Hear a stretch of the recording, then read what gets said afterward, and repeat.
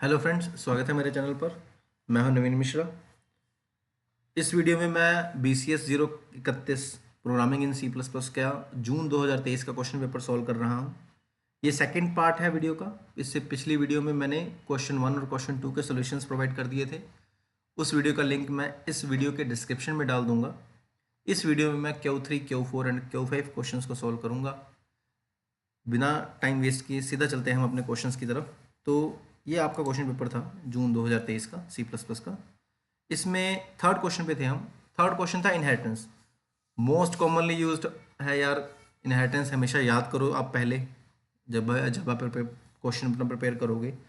Features of hoops, difference between C++, constructors, exception handlings, inheritance. तो ये questions important हैं, ये आते ही आते हैं। तो पहले आपने इन लोगों को, इन चीज़ों को प्रिपेयर कर लेना है। तो इनहेरिटेंस शुरू करते हैं, चलते हैं अपनी PPT की तरफ।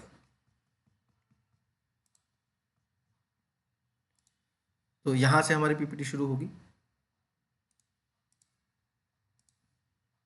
तो इनहेरिटेंस क्या है, मैं ऑलरेडी कई वीडियोस में समझा चुका हूँ। तो आई थिंक आप लोगों को इस क्वेश्चन में प्रॉब्लम नहीं आएगी।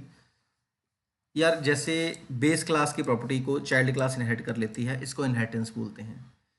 बेस क्लास के अंदर बनाए गए वेरिएबल्स, बनाए गए मेथड्स को दूसरी क्लास यूज़ कर लेती है, तो ये बेस क्लास, सुपर क्लास या पेरेंट क्लास कहलाती है। नीचे वाली चाइल्ड, डिराइव्ड या सब क्लास कहलाती है।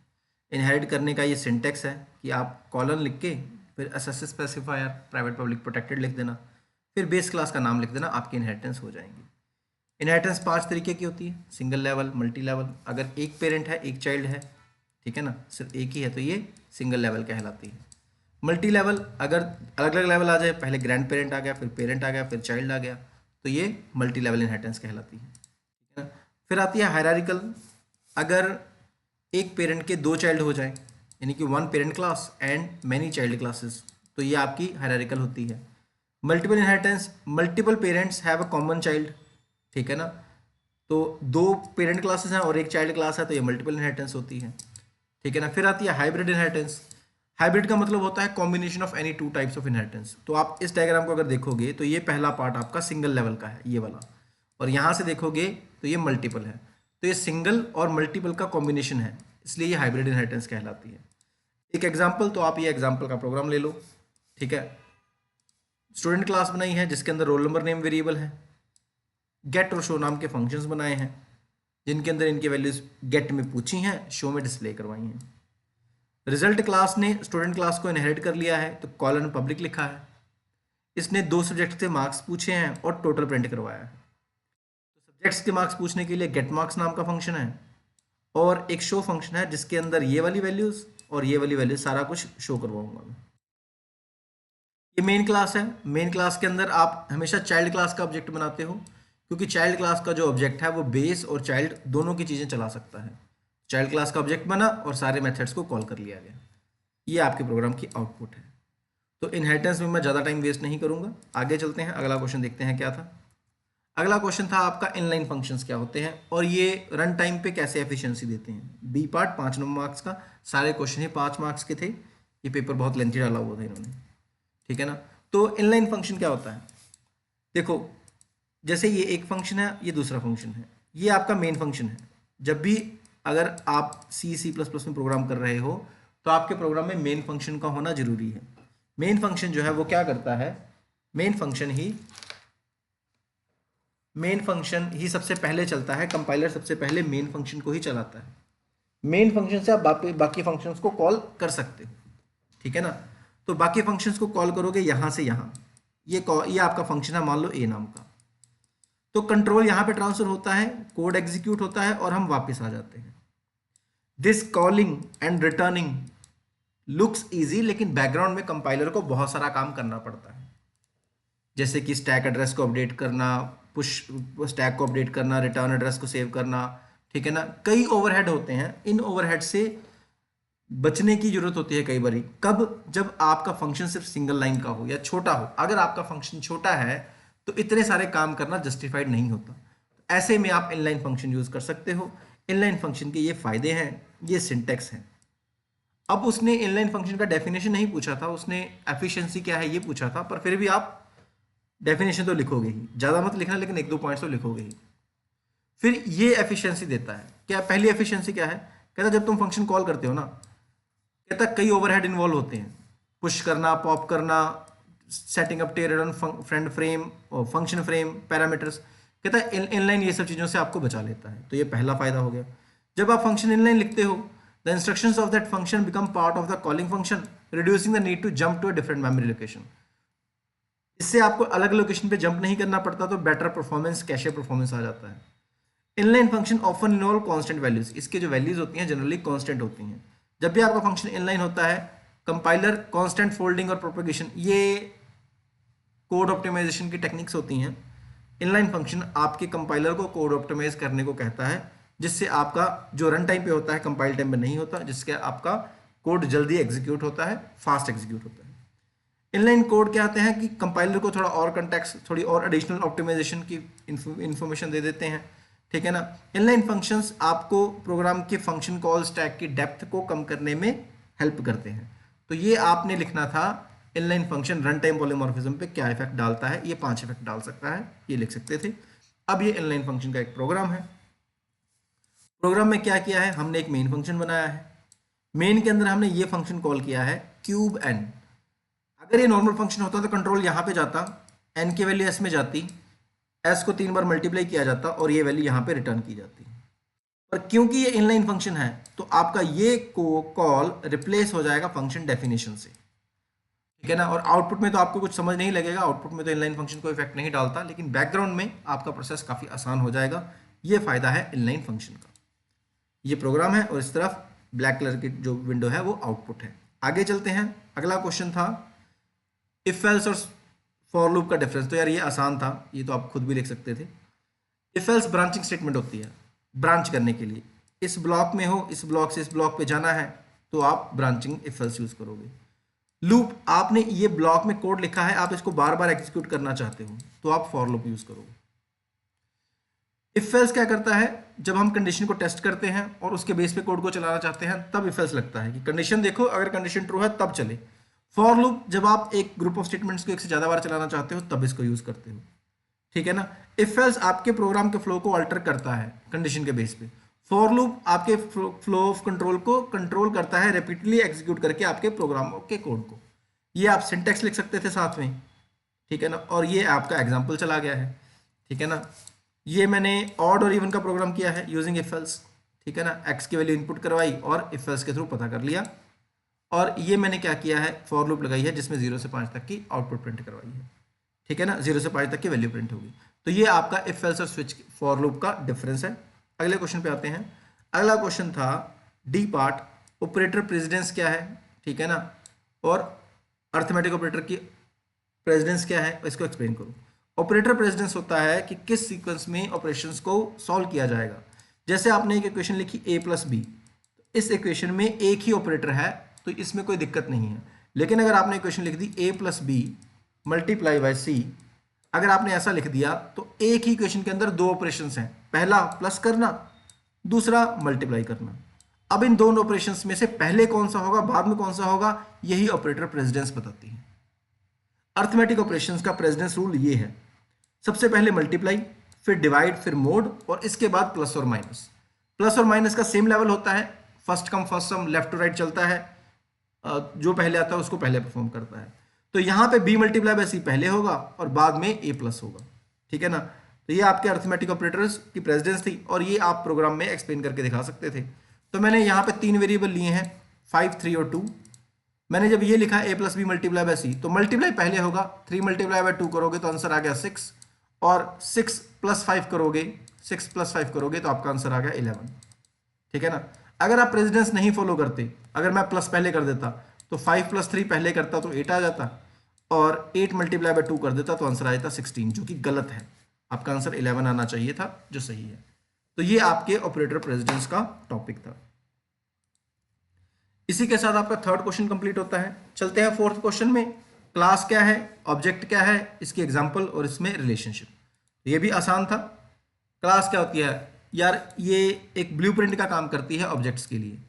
जैसे आपके घर का नक्शा होता है, एक नक्शे पे, एक बेस पे ही घर बनता है, वैसे ही एक क्लास होती है जो ब्लूप्रिंट होती है नक्शे की तरह, और उसी क्लास के बेस पे आपका ऑब्जेक्ट बनता है जो आपका एक घर को रिप्रेजेंट कर सकते हो। क्लास बताता है कि स्ट्रक्चर क्या होगा, कोड कैसे ऑर्गेनाइज किया जाएगा, ठीक है ना, और ऑब्जेक्ट उस कोड को इंप्लीमेंट करता है। ये क्लास की आपकी डेफिनेशन थी जो आप लिख सकते थे। ये क्लास का सिंटेक्स था कि क्लास के अंदर आप प्राइवेट पब्लिक वेरिएबल्स रखोगे और क्लास को इस तरीके से बंद किया जाता है, ठीक है ना। फिर उसके बाद ये ऑब्जेक्ट है, क्लास एंड ऑब्जेक्ट के बीच में जो रिलेशनशिप पूछा था तो वो बताया है मैंने यहाँ पे कि A class and an object are intimately related, एक दूसरे से रिलेटेड है।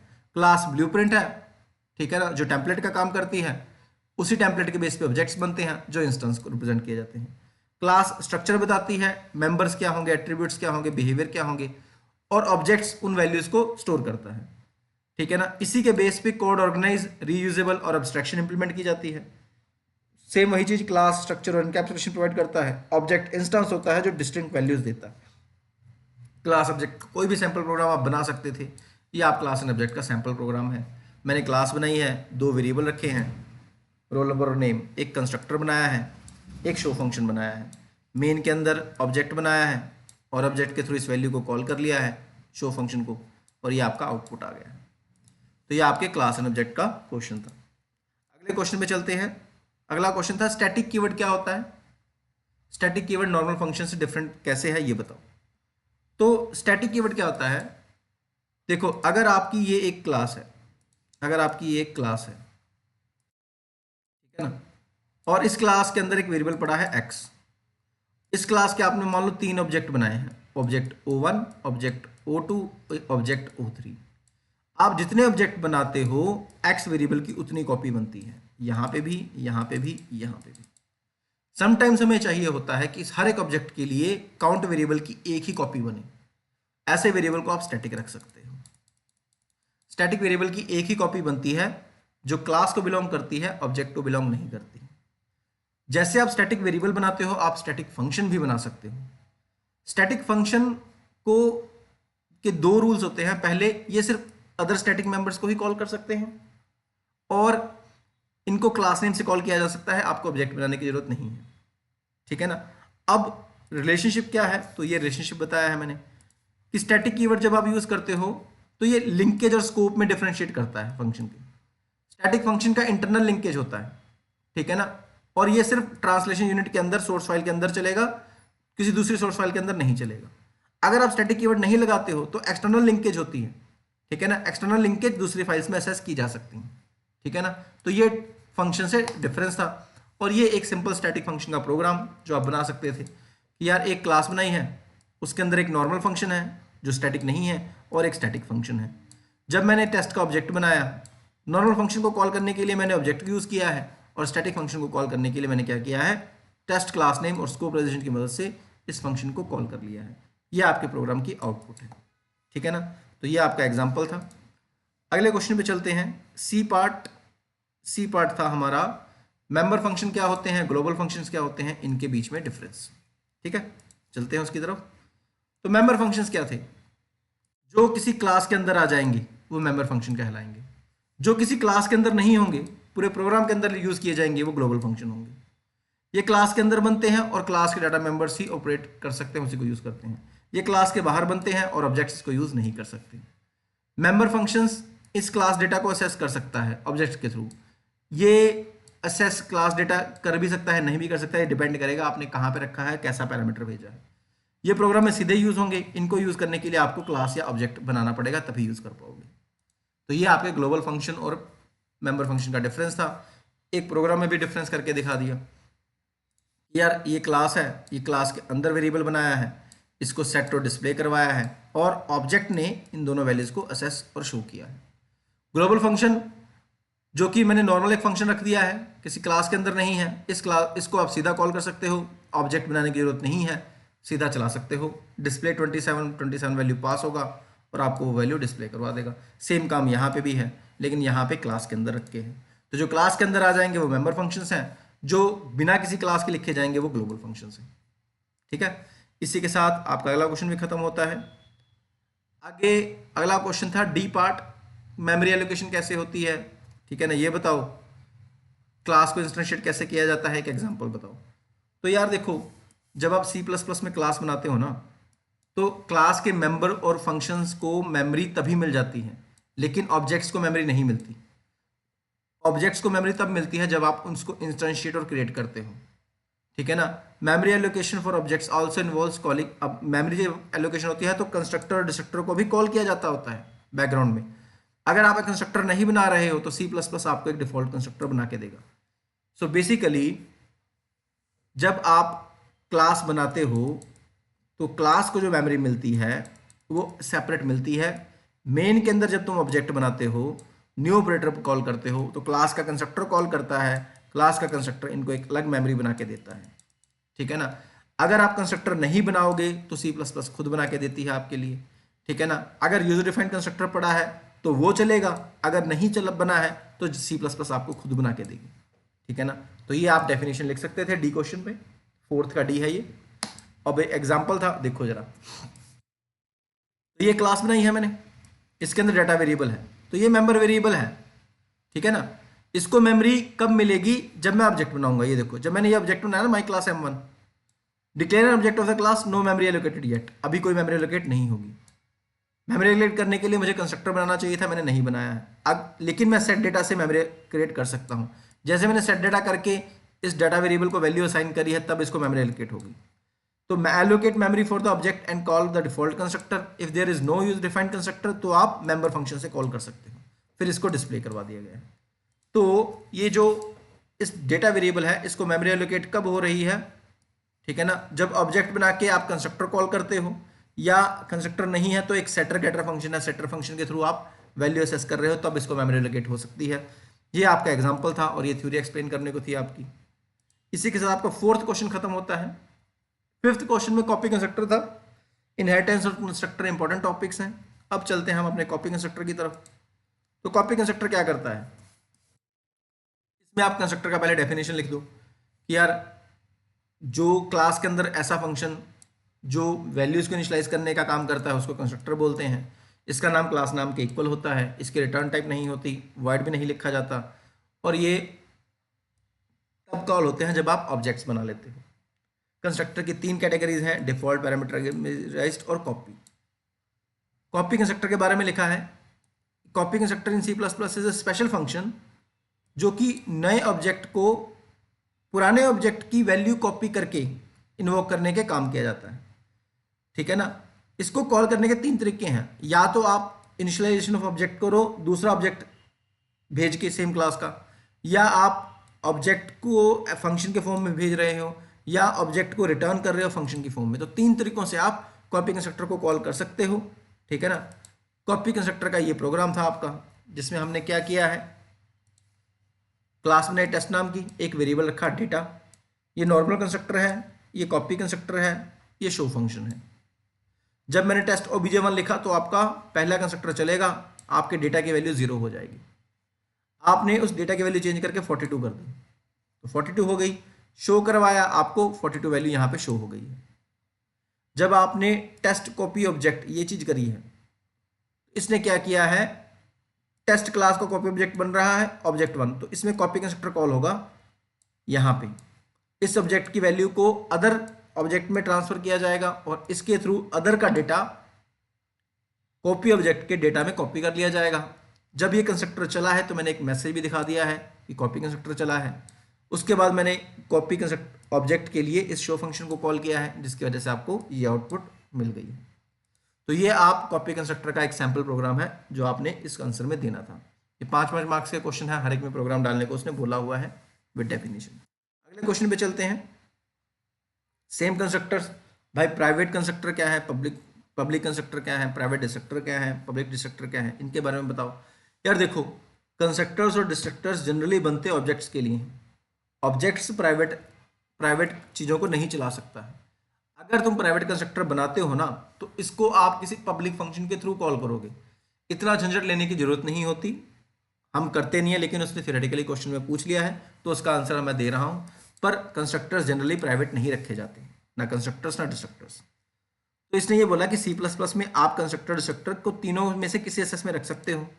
अगर आप प्राइवेट रखोगे, प्राइवेट कंस्ट्रक्टर तब बनेगा जब आप कंस्ट्रक्टर को प्राइवेट एसएस स्पेसिफायर के अंदर लिखोगे। अगर प्राइवेट के अंदर रख दिया तो ऑब्जेक्ट इसको नहीं चला सकता सीधा, किसी मेंबर फंक्शन के थ्रू या फ्रेंड फंक्शन के थ्रू आपको प्राइवेट कंस्ट्रक्टर को कॉल करना पड़ेगा। प्राइवेट कंस्ट्रक्टर बनाने का कारण सिंगलटन पैटर्न प्रोग्राम्स जिसमें एक ही ऑब्जेक्ट बनना चाहिए किसी क्लास का, वहां पे यूज किया जाता होता है। ये देखो, ये प्राइवेट एसएस शुरू हुआ है, ये आपका कंस्ट्रक्टर है, आप जो मर्जी कोड लिख देना यहाँ पे, लेकिन इस कंस्ट्रक्टर को सीधा कॉल नहीं करोगे, यहां से कॉल करोगे। स्टैटिक फंक्शन है क्रिएट इंस्टेंस नाम का, जो रिटर्न माई क्लास, इसको आगे इस कंस्ट्रक्टर को कॉल कर रहा है, क्योंकि ये प्राइवेट है सीधा तो चलेगा नहीं। पब्लिक एसएस के अंदर एक फंक्शन बनाया गया स्टैटिक, जिसके थ्रू आपने इस कंस्ट्रक्टर को कॉल किया है। तो सीधा कान पकड़ लो या घुमा के कान पकड़ लो, बात एक ही है। यहाँ पे घुमा के कान पकड़ा गया है। इससे पीछे जब मैंने कंस्ट्रक्टर्स बताए थे कॉपी कंस्ट्रक्टर, तो उसमें सीधा कान पकड़ा है हमने। फिर था प्राइवेट डिस्ट्रक्टर्स। तो भाई प्राइवेट डिस्ट्रक्टर क्या होगा, जब आप उसको प्राइवेट एसएस के अंदर रख दोगे, ऑब्जेक्ट इसको सीधा नहीं कॉल कर पाएगा। कब कॉल करेगा, किसी मेंबर फंक्शन या फ्रेंड फंक्शन के थ्रू कॉल किया जाएगा। क्यों यूज करते हैं, prevent objects from being deleted in certain सम। कई बार क्या होता है कि भाई गलती से भी कोई डिलीट ना कर दे ऑब्जेक्ट को, या अगर मैंने डिस्ट्रक्टर पब्लिक रख दिया तो ऑटोमेटिकली रन हो जाएगा, तो उससे बचने के लिए हम ऐसा कर सकते हैं। तो वही चीज, टिल्ड साइन लगा दिया तो ये डिस्ट्रक्टर बन गया। इसको कॉल करने के लिए स्टैटिक फंक्शन बनाया है, और पॉइंटर के through delete object function call, delete use करके मैंने इसको कॉल किया है। ठीक है ना, न्यू एंड डिलीट ऑपरेटर्स होते हैं। अब इनमें डिफरेंस क्या है, private public constructors and destructors क्या होते हैं, क्लास के बाहर से ऑब्जेक्ट्स सीधा कॉल कर सकते हैं। ठीक है ना, प्राइवेट कंस्ट्रक्टर्स डिस्ट्रक्टर पे डिस्ट्रक्टर एक्सेस हो जाता है, यही डिफरेंस है। पैटर्न्स रिस्ट्रिक्शंस आ जाती हैं। असेसिबिलिटी का ही डिफरेंस है प्राइवेट और पब्लिक कंस्ट्रक्टर में, और कोई डिफरेंस नहीं है। ठीक है, तो यहाँ पे ये क्वेश्चन खत्म होता है। अगले क्वेश्चन पे आते हैं, न्यू ऑपरेटर और डिलीट ऑपरेटर एक्सप्लेन करो।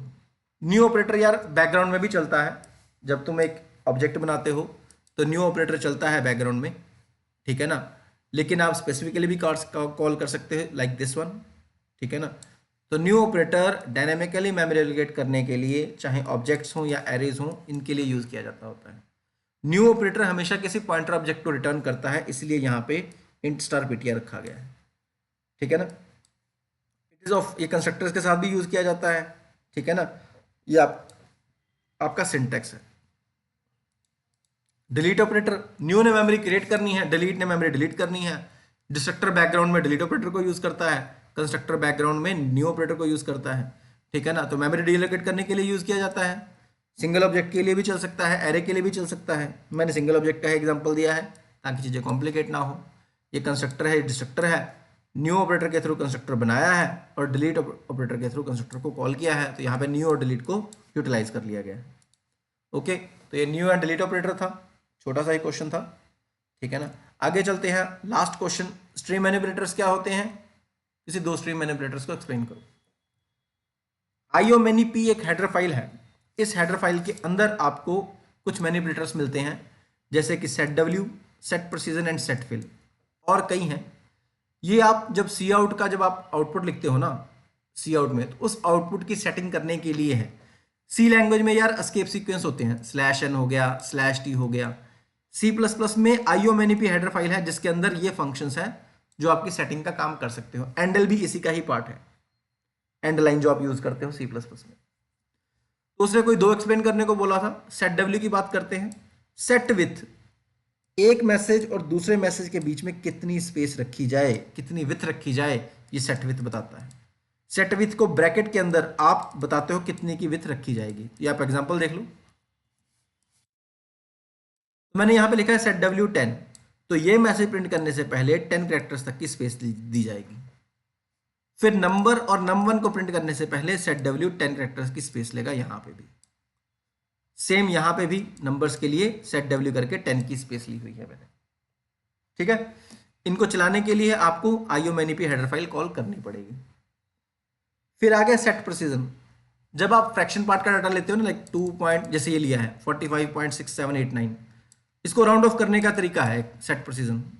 ठीक है ना, set the precision number of for floating point values के लिए स्पेसिफिकली यूज किया जाता होता है।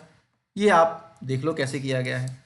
तो ये नंबर था आपका 123.4567, ये 6 प्लेसेस तक का है। इसको राउंड ऑफ कर दो, 4567 को राउंड ऑफ करो तो ये 5 के करीब जाता है, तो इसको राउंड ऑफ करके उसने 123.5 आपको आंसर दे दिया है। ये सिर्फ फ्लोटिंग पॉइंट नंबर्स के लिए राउंड ऑफ करने का काम करता है, प्रिसीजन सेट करने का काम करता है। इसी के साथ हमारा BCS 031 का क्वेश्चन पेपर खत्म हो गया। आई होप आप लोगों को मेरा वीडियो समझ लगेगा। अगर आप लोगों को समय लगता है तो हमारी वीडियो को लाइक करें, हमारे वीडियोस पे आप कमेंट्स कर सकते हैं अगर आपके कुछ डाउट्स हैं तो, ठीक है ना। अपने फ्रेंड्स के साथ, अपने क्लासमेट्स के साथ हमारी वीडियोस शेयर करें। जल्द ही मैं अगले क्वेश्चन पेपर को सॉल्व करूंगा अगली वीडियो में। मिलेंगे आपसे अगली वीडियो में। See you in the next video. Cheers.